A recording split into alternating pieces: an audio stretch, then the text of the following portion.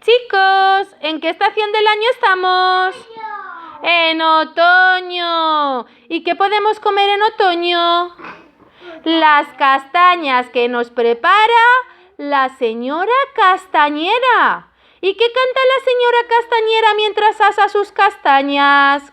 ¿Qué canta? Yo soy la castañera, castañas te vendo yo.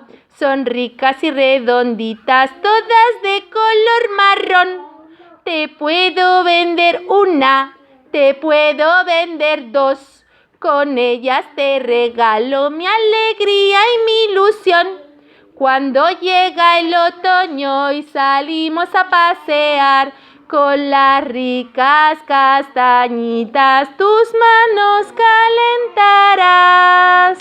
Muy bien, sí señor. Bye bye.